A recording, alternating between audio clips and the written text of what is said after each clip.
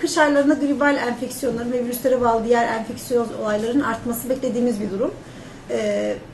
Şu anda da yine aynı durumda karşı karşıyayız. Kış ayları mevsimsel olarak buna uygun.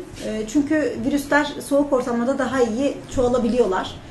Buna bağlı olarak vakalarda bir artış sayısı olabilir. Yine kış aylarında havalandırmanın daha az olması, toplu taşıma araçlarının kullanılması, yine okullarda, kapalı mekanlarda da havalandırmanın çok sık olmayışı hastalığın artmasını kolaylaştırıcı faktörler.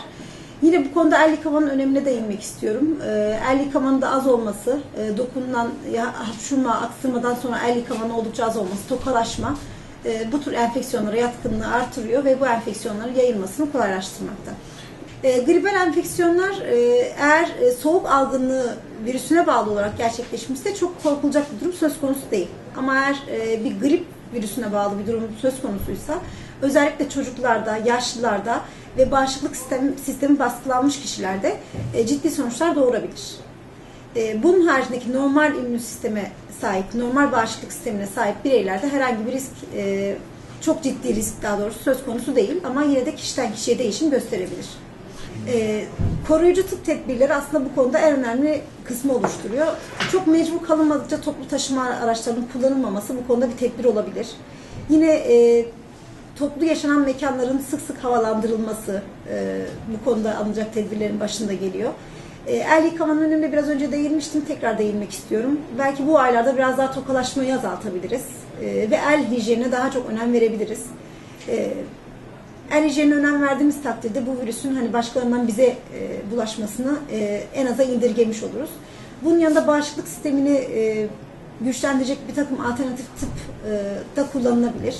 İşte bu konuda vitaminlerin değeri tartışılmakla beraber C vitamininin bu konuda pozitif etkisi olabilir. Sağlıklı beslenme desek bu konuda daha doğru bir tabir olur sanırım.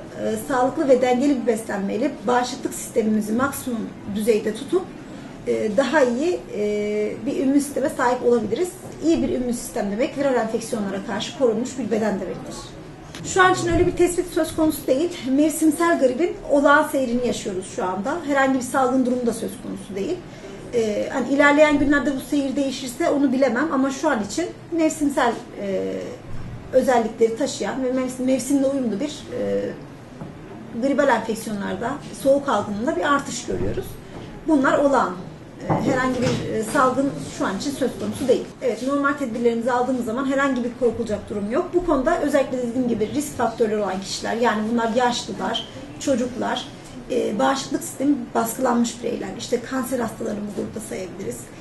Sonra bir takım kalıtsal metabolik bozukluğu olan ya da bağışıklık problemi olan çocukları ya da bireyleri sayabiliriz.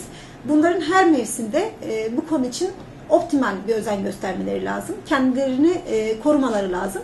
Yine onlar için maksimum bariyer yöntemlerini önerebiliriz.